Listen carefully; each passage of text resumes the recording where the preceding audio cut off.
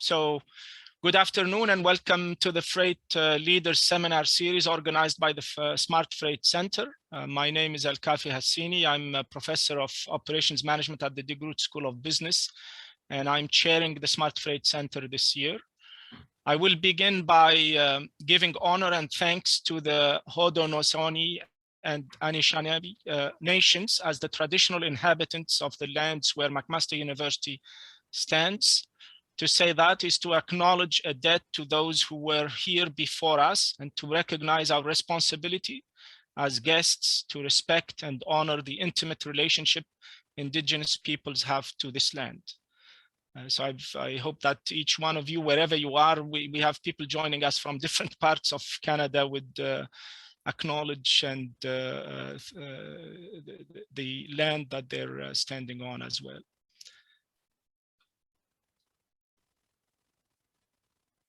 As I mentioned, we're expecting, I think, around 60. So some of you may have not joined us before. I would just take this opportunity to briefly introduce the Smart Freight Center.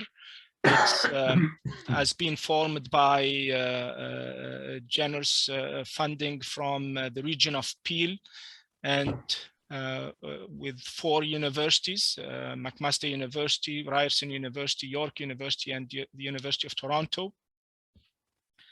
The mission of the center is to improve the economic vibrancy of businesses, environmental sustainability, and quality of life in our region.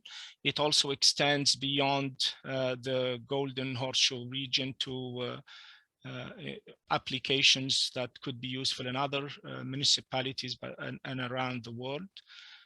What's important is that we work closely with all levels of governments at the municipal, provincial, and federal government.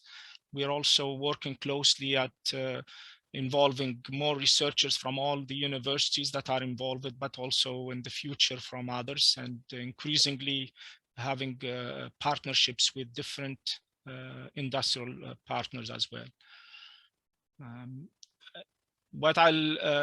Today our event is the Freight Leaders with the Freight Leaders series. I'm happy to introduce our speaker, Dr. Crainic, who's a professor of operations research, transportation, and logistics. He holds the chair on intelligent logistics and transportation systems planning in the School of Management at Université du Québec à Montréal. He's also an adjunct professor, Department of Computer Science and Operations Research at the Université de Montréal, and senior scientist at CURELT, the famous Inter-University Research Center for Enterprise Networks, Logistics, and Transportation, where he's currently the director of the Intelligent Transportation Systems Laboratory. So I know the intro has been sent around, but I want to go through it, and I think Dr. Crainic illustrates the complete scholar that we all aspire to in the academic side. He's working on interesting problems, also has the interdisciplinary nature of research that spans different fields, which is something that the Smart Freight Center supports and works towards having more projects of that nature. He's also a member of the Royal Society of Canada and has co-founded in 1991 the Triennial Symposium on Transportation Analysis called Tristan, and also the Odysseus, the International Workshop on Freight Transportation and Logistics, very active in this field and has a large international network that he collaborates with. He has contributed to several editorial boards, including some of the well-known top journals in our field. He was president of the Transportation Science and Logistics Society of Informs, director of the Center for Research and Transportation, CURELT, and also received the 2006 Merit Award of the Canadian Operation Research Society, which is the highest recognition that the society gives to a Canadian researcher. About his research, I mentioned it's quite interdisciplinary. It goes from the theoretical on network science, integer programming, combinatorial optimization, algorithms and algorithm design, more intersection with computer science, and applications in transportation and logistics. recently has been very active in the area of intelligent transportation systems, city logistics, and this is a subject that he will be talking to us about it today. I would also note his rich experience in terms of publications, writing books and book chapters. He has more than 290 scientific papers and book chapters. An impressive H-index of 77 on Google Scholar, which is a measure that's being used often now. He has co-edited recently in 2021 a book called Network Design with Applications. And he has been very active on training students, more than 160 grad students and postdoctoral fellows. So we're very happy to have you and to have you share with us some of your great experience in the area of freight transportation. Dr. Crainic, the screen, I should say, is yours rather than the floor. Okay. So please go ahead and share your screen. Okay. And for everyone, if you have a question, please write it in the chat. And also you can ask your question later by raising your hand. We'll leave the questions to the end. Thank you all. You have to stop sharing yours. Okay, I'll do that. Because they don't allow me to do it. No problem. Okay, here I'm going. Okay, thank you. While I'm trying to find my screens here. Okay, thank you very much for the introduction. That was a mouthful, and I don't know. You know, it's all a question of time and going the distance in a sense. And but anyway, it's very much appreciated to be here. I mean, your invitation and to have the opportunity and honor to talk to everybody in the center. It's really deeply appreciated.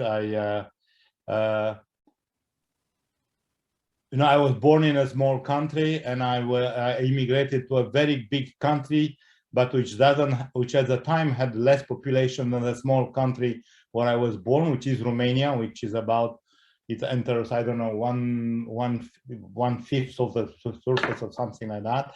So we are not many of us in Canada, but I think we are globally good, and we are even better if we at least network together. So maybe it's one of the New Year's wishes that we are not far. I mean, Montreal and Ottawa, the centers, let's try to build a denser mesh of relation between our groups. Again, thank you very much for the opportunity to share more thoughts than other things on city logistics view from an operations research point of view, but also with a little bit of looking back and looking ahead. I put one model at the end because I'm being OR, so I have to have at least one slide with equations, but I put it almost at the end just to almost finish with it.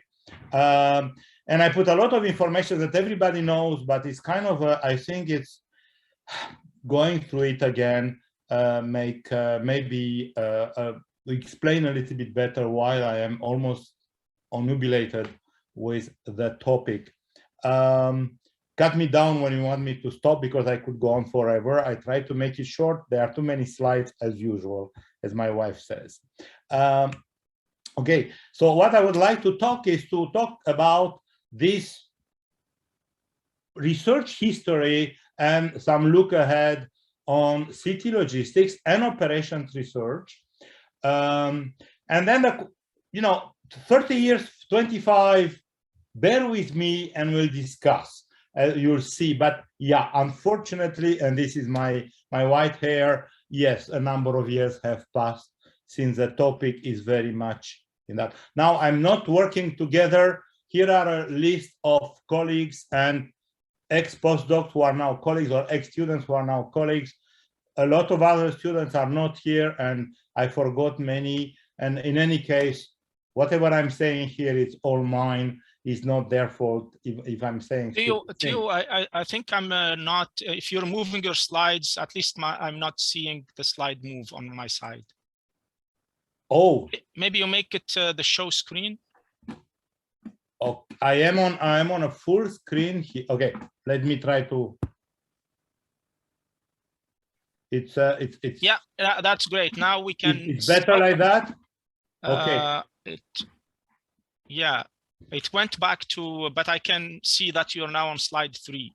Yeah, I know. I don't know why, and I'm not sure how to. But let me try to do it a different thing here. Okay. Okay, is it larger, better? Yeah, everybody yeah. sees? Yeah, that's, if you notice, that's what I did also when I did my own slides, because sometimes, yeah, this is good. That's fine. Okay, so I mean, we'll forget a little bit about the animations. I'm sorry about that one.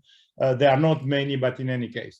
So, so yeah, you mentioned a book, but actually I want to mention, in fact, a book which is not yet published, but will be this year, which is actually edited by 3 Italian colleagues, Marcucci, Gatta, and Lepira.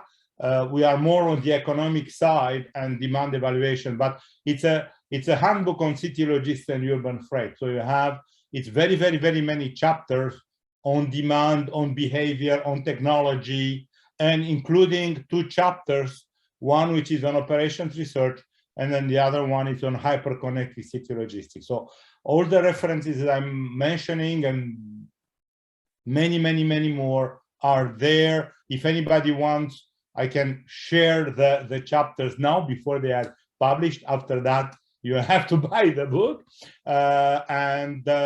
You mentioned the book that I had the honor to edit with Michel and Bernard. And we have a chapter in there on city logistics, but which is fundamentally on the network design part of city logistics, which comes in the last part of this presentation. So this is more or less a plan talking about what is that beast, which is called city logistics, and then looking at least on the operations research and planning. Time being short, we'll look on the supply side only, mostly on the strategic and medium to long term. The dynamic day-to-day, well, I don't have time to talk, so I didn't even try to put it in. There are already about 80-something slides in there. So what we all know, I mean, you are in a freight center, so you all know that, and we know it, but it's freight transport in general and in cities in particular, it's essential. It might be, the economists might describe it as a derived activity, but without transport, the human society as we know it will not exist. Maybe we don't want it to be as it is, but what it's no transportation, we have a different society. No logistics, we don't have the modern economy. Again, we might not like it, but that's it. This is how it is. And the cities are essential nodes in components in the supply chain to produce, to consume, to transform, to store, to move. So in a sense, the city exists because transportation exists, and it's pivotal. Why am I saying the cities exist? Because transportation exists, because even if we are making now tomatoes on the rooftops, which is one of the latest trendy things to do, when you have 10, 12 million people in a city, like they have in Mexico, you don't produce food, but you produce a lot of refuse. You need everything in the store. So I'm trying to emphasize why looking at how freight is handled in cities, it's important. And then we have the question of efficiency. And again, I think we try to teach efficiency and efficiency and bon, are we? But and in a sense, we are, and the industry is. but there is always a dark side.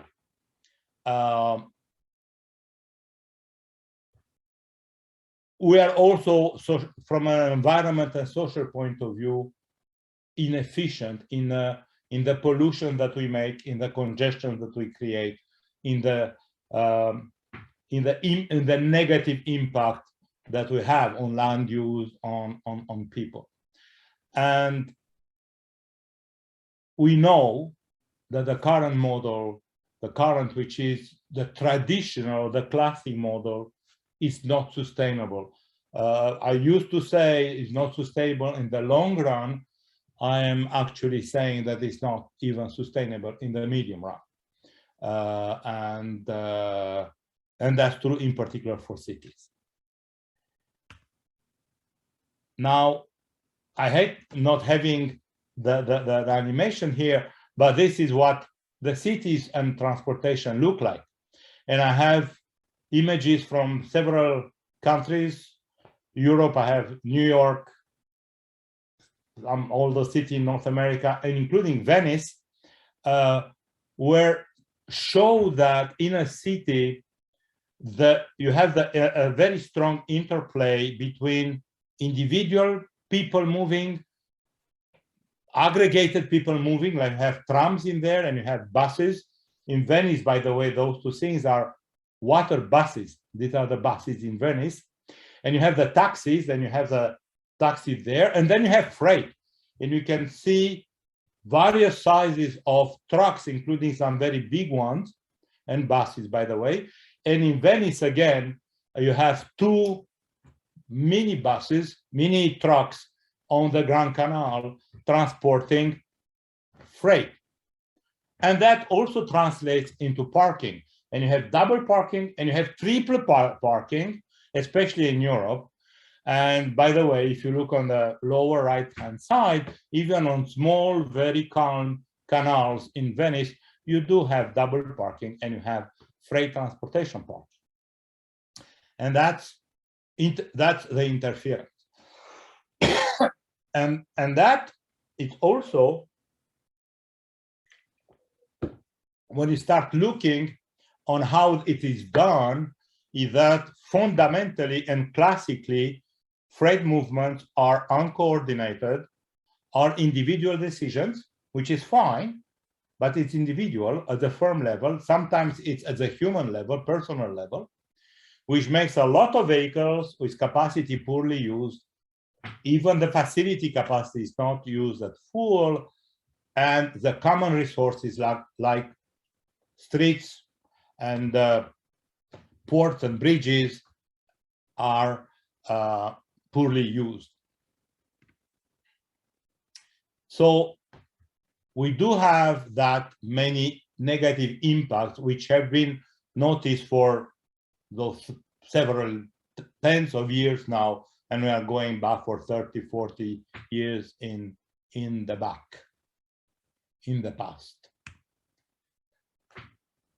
And we cannot hope that the problem will go away by itself. The planet, for almost now, in almost 20 years now, 17, 18 years now, the planet, it's a city or a network of cities. We are 56% of the world population lives in cities. And in so-called advanced countries, we are around 80%. Canada, it's 82 last 2 years. And we consume.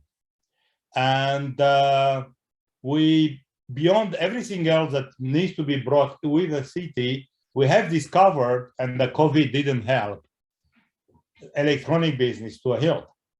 And we are actually part of the problem of the growing volume of vehicles which are related to that. And technology advances, and God thank you for better engines, but traffic grows in freight. And by the way, our personal traffic grows, and we are buying larger and larger cars. In fact, we are no longer buying cars. We are buying trucks, mini trucks, and SUVs. So if you look at the figures for environmental impacts, it's frightful. I mean, the pollution, the impact of transportation grows steadily everywhere. Okay, so regulation, we have a lot of regulation, and we believe, and especially a lot of authorities believe the regulation helped. Well, they didn't help a lot in the last 3 weeks in Ottawa, by the way. Regulating where the freight trucks have the right to park was not helpful. But let me tell you a more light subject that what happened in the last few weeks. This is Rome as it looks now. Try to imagine 2,300 years ago, and that was the imperial center. But the streets in the shopping district, and this is in one of the Roman markets, are these very nice streets in stone. Now the streets are in stone, the cartwheels are iron or ironclad. So what happens when you have iron ore, iron on stone? Well, that's noisy. We invented pneumatics later on. So there were congestion, there were noise, and then you have regulation coming. Caesar, who invented a lot of things, invented city logistics regulations by putting a ban on daylight cattle-drawn wagons in the city, except the important people, of course. What happened? Everything went nightly. Now, nightly, you have more noise. So people, even the Imperial Palace, which is up in the Palatine, well, that was a lot of noise. So it took about 150 years for an emperor, Hadrian, to actually limit freight traffic during the night as well in Rome. So what was happening? Multimodal. The cartwheels were waiting a little bit outside, and then people were carrying on the slave's back or on hand-moved cartwheels or every other thing. It was inefficient. It was, at one point, it was dropped, which shows that we know for a long time, but people forget, we need regulation, especially when it is enforced, but it's not sufficient. And sometimes it's even detrimental. So what can we do? Well, actually, we have to think a little bit out of the box. And this is where city logistics come. And in my vocabulary, at least, and in the vocabulary of quite a number of people, city logistics is not logistics in the city. It's going beyond the transportation and logistics in the city to city logistics. I know that from an English language point of view, the difference doesn't maybe make sense, but from an understanding of what issues are, it does. City logistics is a organizational and business model strategy to organize freight in the city. Now, not necessarily all the city in one system. I mean, nobody is crazy, but organizing things with a higher view than only company by company, people by people. Obviously, eco-friendly vehicles for each zone, neighborhood, activity type, to try to improve the efficiency and reduce the number, the traffic, freight traffic, and the impacts that they have. Fundamentally, to also reduce the environmental and social footprint of that activity.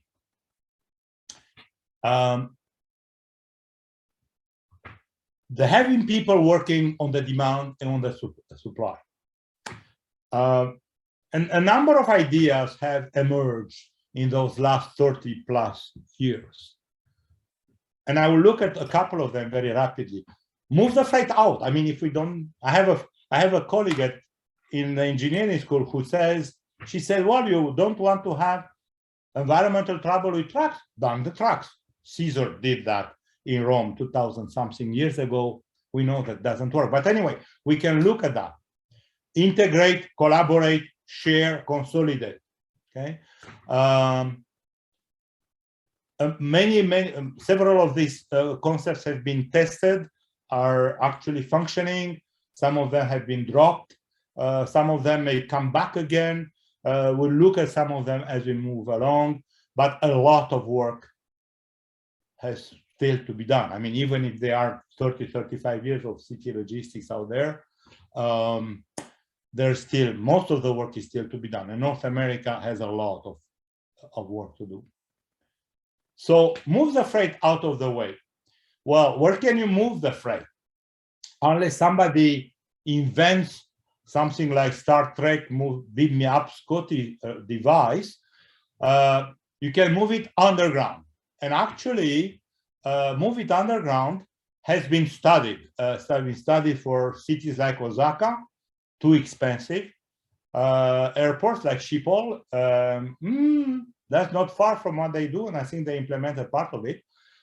New cities like in Abu Dhabi, if I remember correctly, the new business and development center they are building, they build things under the ground to bring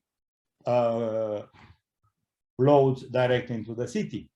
And also underground actually will go to subways and light rail stuff as much as possible. Wow. We need to talk about that.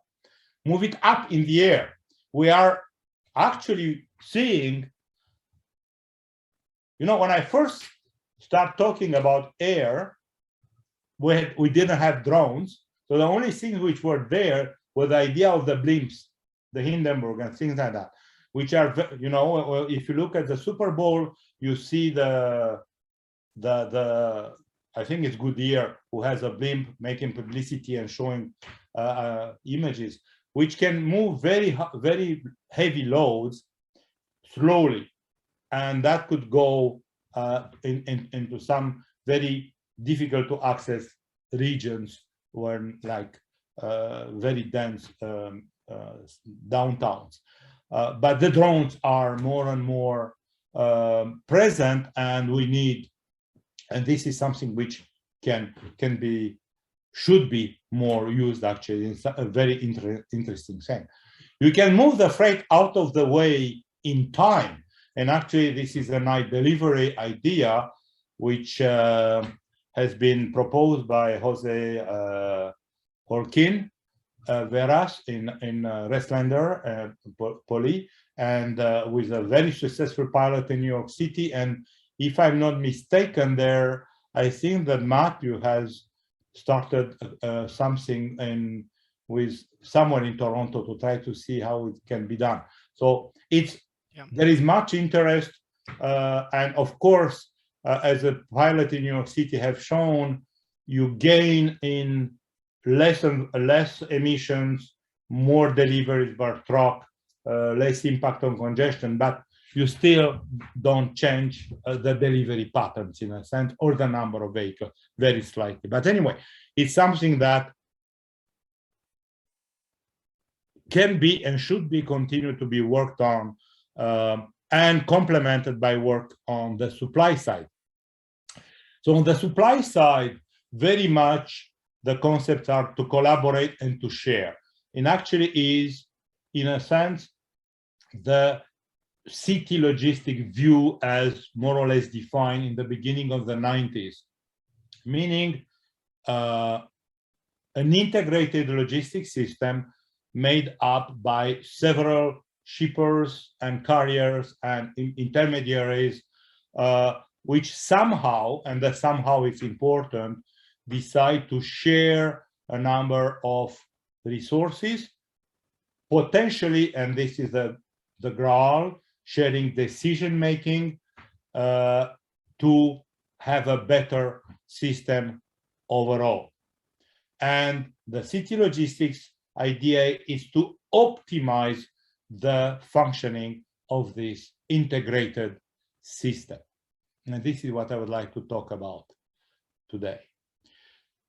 So most actual system and projects and proposals that on the supply side, on that logistics system idea, integrate also the idea of consolidation, to consolidate the freight of different sources, different shippers, different carriers eventually within the same vehicles and the same facilities, and the coordination and the sharing that comes in the business model and the decision making. In order to do that, there are different facilities, terminals, which are being used, the city distribution centers, which are big ones, where the linkages between the exterior of the city and the interior of the city are being done, and more interior satellite facilities of different sizes and organizations. So the initial one, and this is what was proposed in the beginning of the 90s, it's the single city, the single distribution center. So you have the outside freight, which is being delivered here, sorted, loaded to vehicles that can go within the city to do the delivery. So this is single tier, one only facility here with a single facility and directly delivered. Now, this works very, very nicely for small cities. This is fundamentally what was called in the 90s, the Monaco business and organizational model. That was first proposed for Monaco. And it still works nowadays, except that they have two such terminals, one on the eastern part and one on the western part of the city. And you have it in Siena, and you have in a number of other small historical cities within the old medieval walls. If the city starts to grow, you potentially have very, very long routes here, which mean that you spend a lot of time in the city, more or less crossing the city.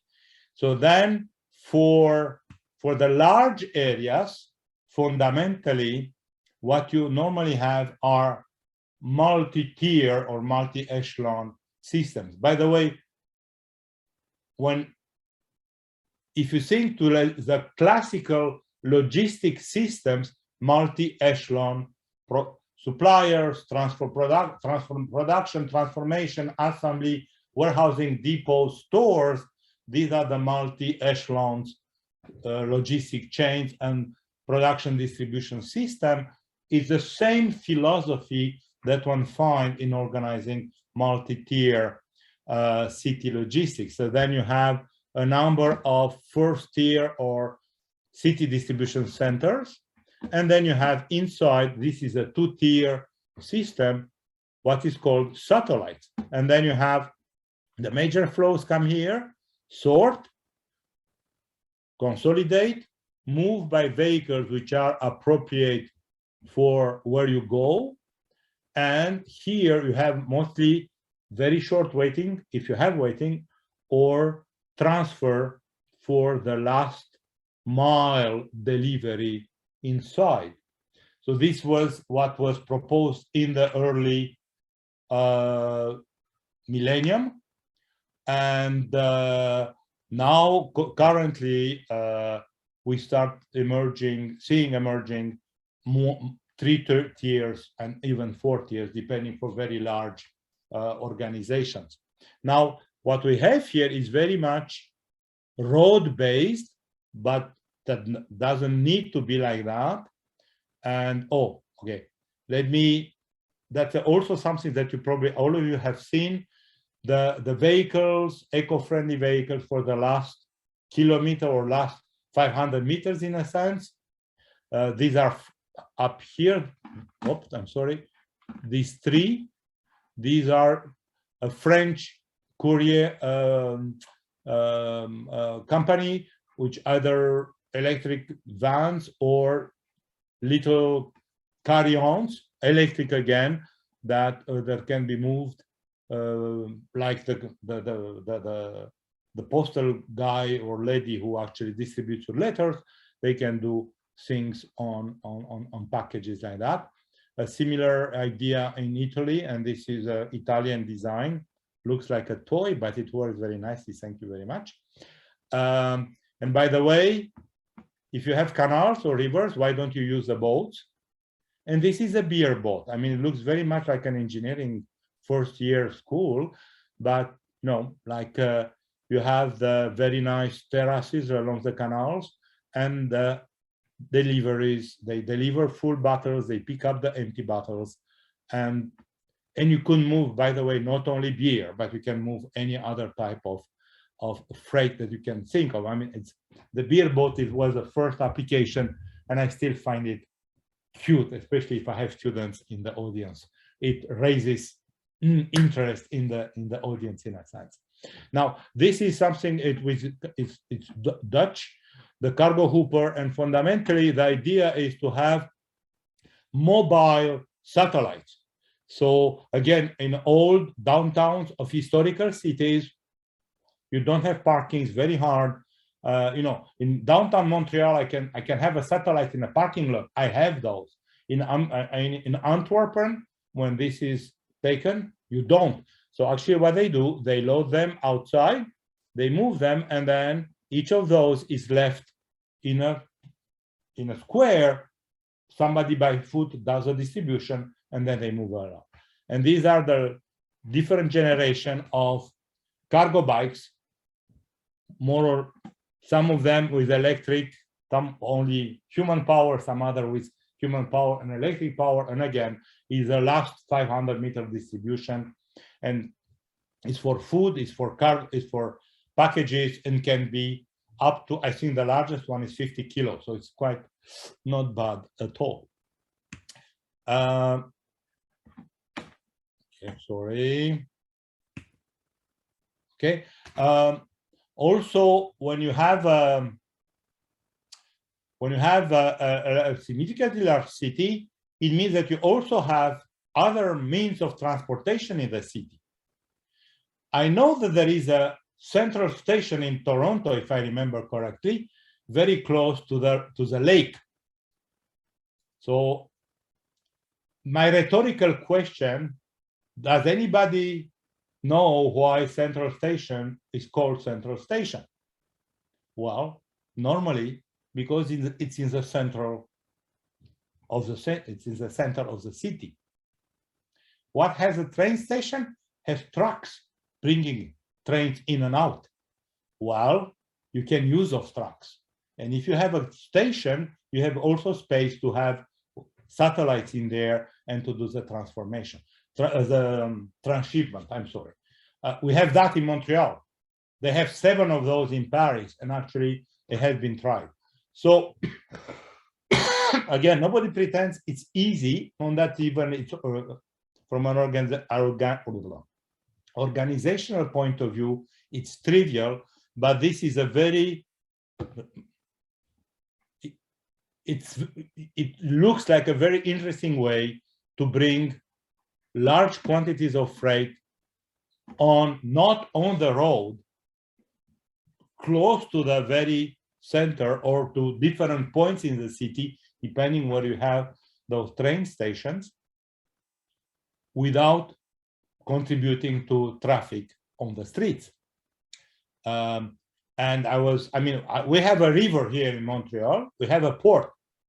We could use it, we don't. We use it for external, to bring in and out with the world, but we don't use it anything to actually move things. You have it the same on the lake. And I mean, yes, I know there are several municipalities from Toronto down to Mississauga and almost Niagara Falls, but fundamentally it's one big, large urban area. And I know the highways, and they are blocked all the time. So it might help as well. And by the way, we could also look at light rail, which might mean subways, which makes some difficulties on bringing freight in and out of those subways. But we have tramways, or we could have trolley buses. We can have light rail, which is up in the air. We have some trouble with those. There have been several studies and there have been several tries out.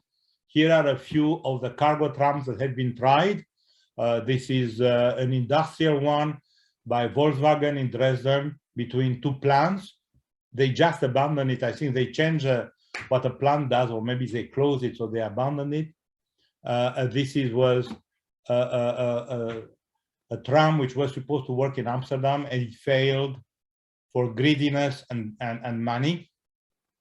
And this is still on the proposal board, a vehicle that could move on the road and on the railway.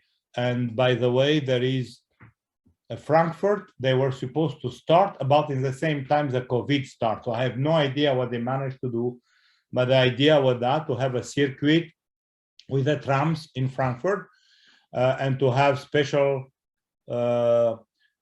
cars with racks. And when they start, they stopped, and either cargo bikes or electric vehicles, by the way, which are not shown here, there was with mini containers, kind of intelligent, smart containers to move rapidly from the tram to the cargo bike or to the little truck, and then to be distributed. So I haven't any chance to look and to talk to my friend there. Everybody's kind of in its own universe nowadays. Oh boy, I'm speaking too long. Okay, so the main thing here is that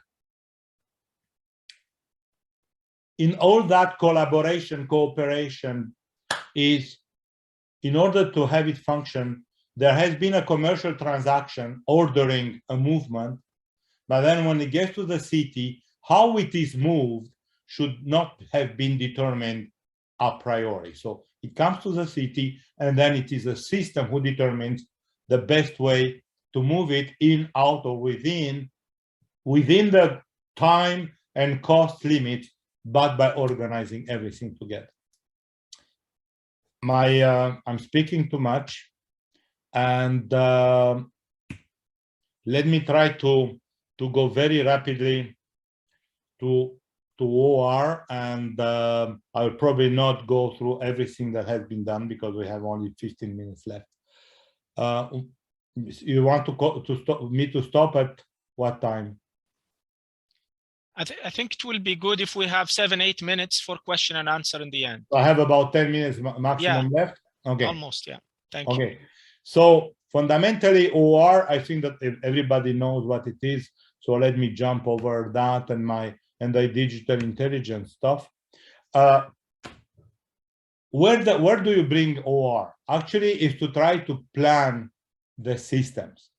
And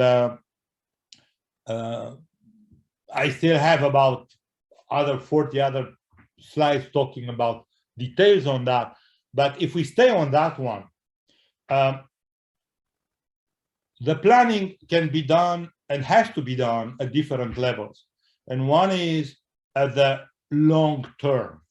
And the long term, there is a whole idea of do we want to have a city logistics system in the city, which is an important one, which is done by private companies, but also by the municipal authorities and the province or the state, depending where you live. So that is a very important one and involves many tools, including what is a demand estimation, political issues, and we don't want to go in there, okay? Land use, okay? But it also somewhere, if you want to have a cost-benefit analysis somewhere, you have to say, okay, but how would it work?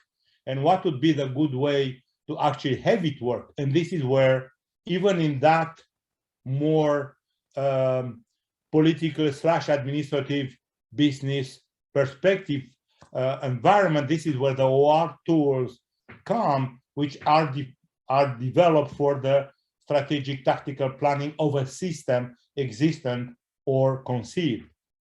And of course, you have a lot of simulation that you are doing when you do that. Do we want to have one? Now, if we know that, we say, yes, we would like maybe to have one, or I do have one, or I want to build one. And I want to actually, depending on how big my city is, 1, 2 tiers, 3 tiers, what am I doing? If I'm in China, I need at least 3, maybe 4 actually. If I'm Toronto, probably at least 2, if not 3. Montreal, it's about the, even if we are a bit smaller, we are about there, and we need at least 2. But then the strategic part is, which is this part here, is where do you locate? How big are those? And actually, even if you have the facilities, how do you move among the facilities? Do you have corridors? Like, for example, we talk about dedicated corridors for vehicles to bring, especially for the large flows. Do we have, what is the smaller satellite from what main CDC it's serviced? How do I do service inside? So this, in terms of operations research, you have classical location models like location allocation or p-median, whatever you want to have, or location routing or location design, meaning that you locate by doing service network design to see how it works. Now, this is the first location. The first location model has been proposed in 1999. Yeah, and this is when the first City Logistics International Conference took place. The first location allocation was proposed in 2004 by us. And by the way, I will share this presentation and you have all the details in there.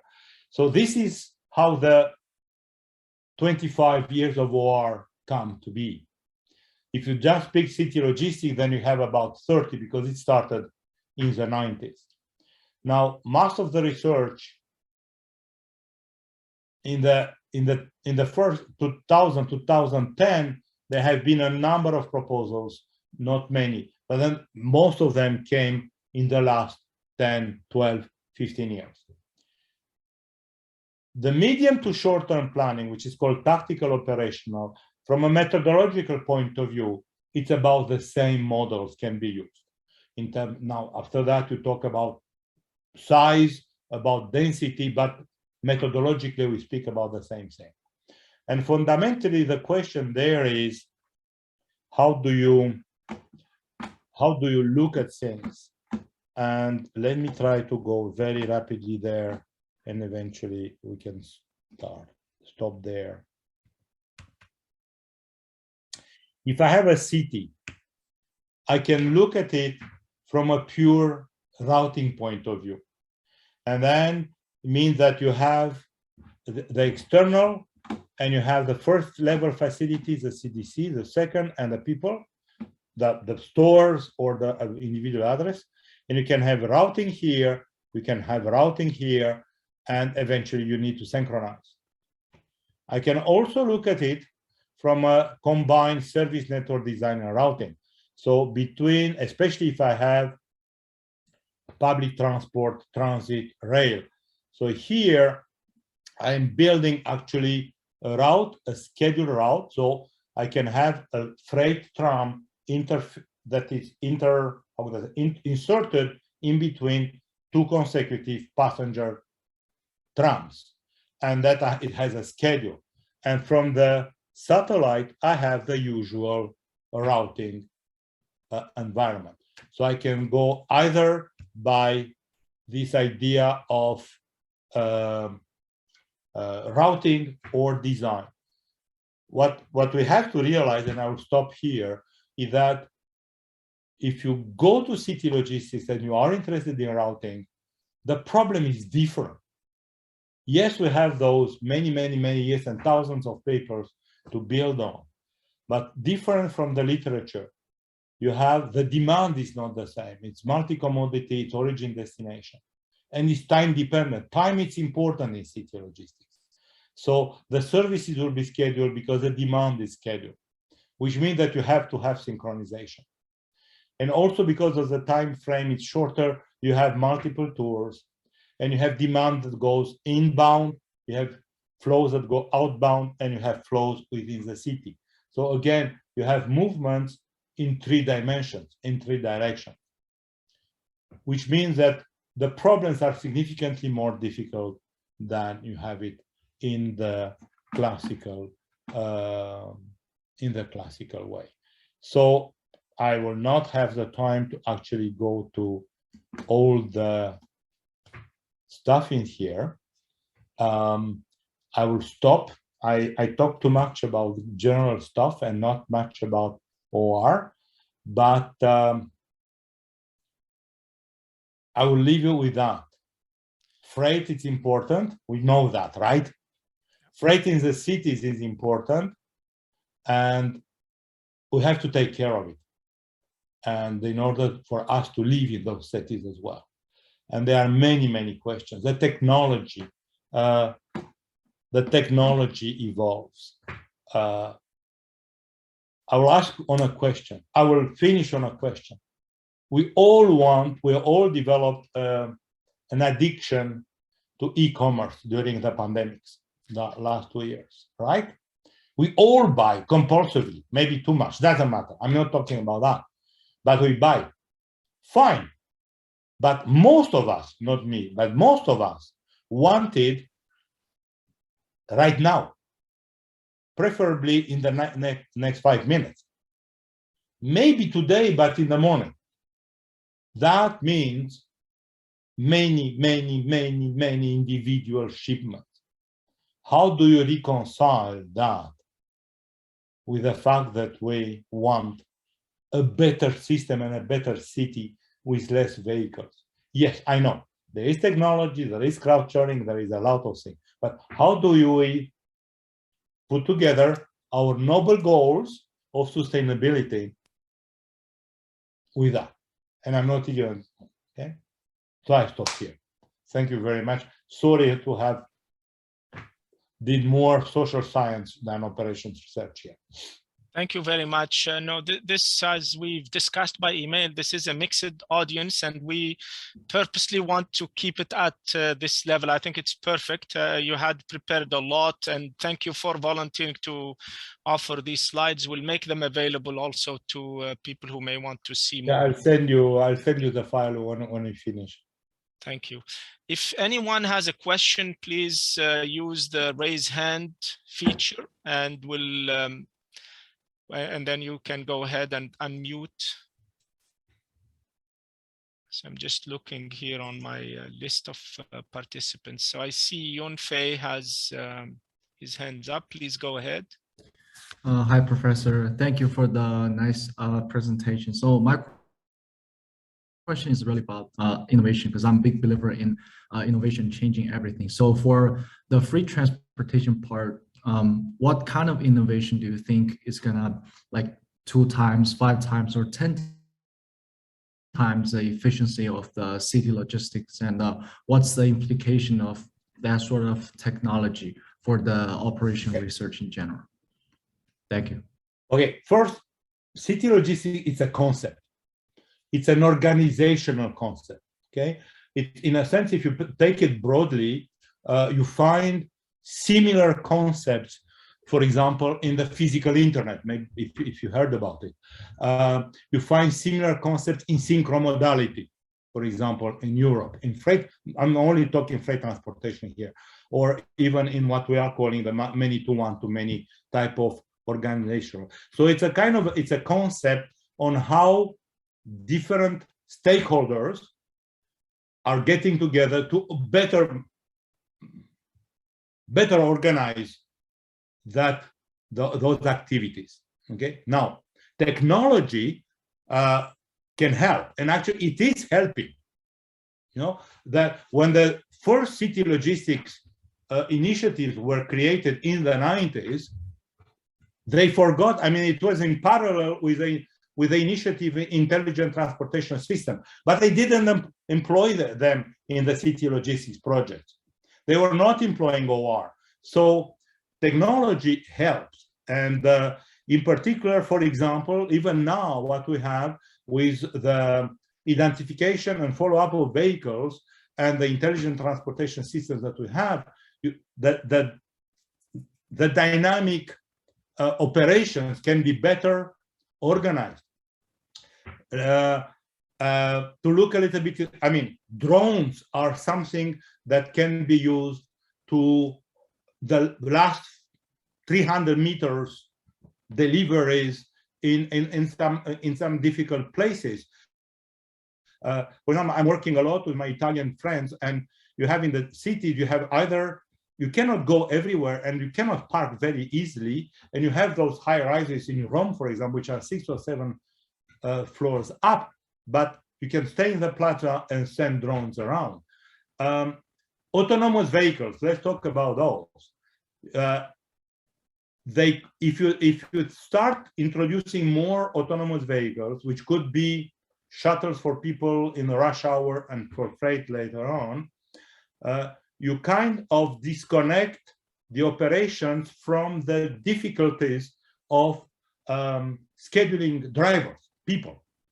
So then it's much easier, you know, to organize that. So the challenge is not in more technology. Actually, the technology will help some very specific parts. And you have very simple technology, you know, like the lockers. It's not brain technology. Actually, they are just boxes. The technology is in the code to actually open the box and close the box. And you can save a lot of transportation by putting the packages in the lockers. In fact, you don't save, you transfer the transportation to the people from the delivery company. So the challenge is, how do you mix those with a global city sustainability objective?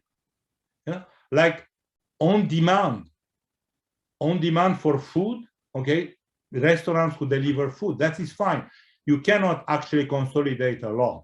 But if you think of the Alibabas and the Amazons of this world, they are obliged to move from a consolidation movement to more individual movements, because we, not the technology, we order and we want to have it. Even Prime is not fast enough. So you pair the sur Prime in order to have it in 2 hours.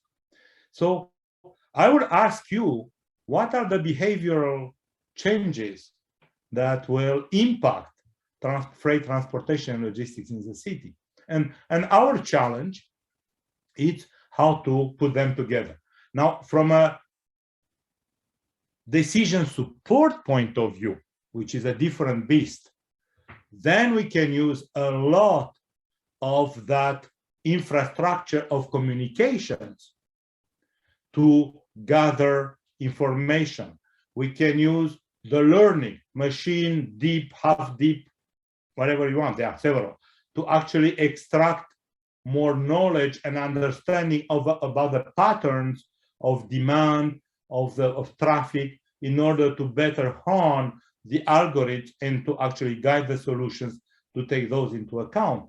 So this is, again, extremely important. How do you link the decision support models and algorithms to better data sources that you actually work on? And this is started in the 90s with the intelligent transportation system. So again, the more we learn, the better we are. And actually the best our models are. And we move more from a hand-driven decision-making to make automatic more decision. And that will be, again, ethically speaking, with the impact on the people, how far we go into automation when we actually deal with people, and where do we stop? So that's kind of a question that opens a 2-session, 4 courses per session type of discussion. And I mean, you guys will work on it for the next 40 years, and then the next generation will continue. And I have to say that's fascinating. But machines are great, technology is great, but we have to use it, right? So we have to ponder that. So the more technology we bring in, we have to deal how to do it, how to use it.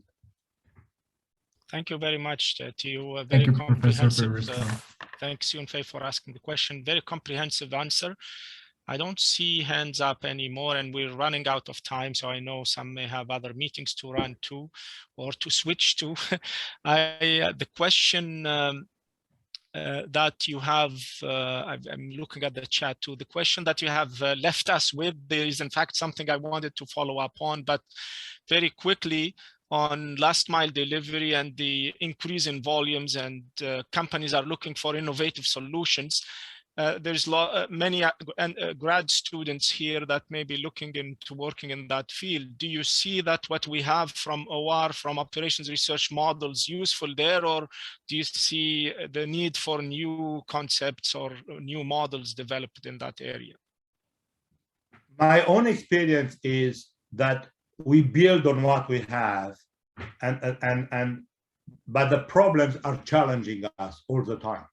And challenging us for modeling sometimes, often actually, as I just showed for routing, when you go to the city logistics, we had to change the model. I mean, and also from the algorithmic, and depending on the rapidity of the answer which is needed. If we are into actual operations, we have to react very, very rapidly. So it's not a question that we can wait 3 hours to have an optimal solution. So obviously we are challenged. What we're saying, new data which comes also is challenging. So yes, we do have those challenges all the time. So we cannot take analytics and OR for granted. I mean, we have to continue developing it.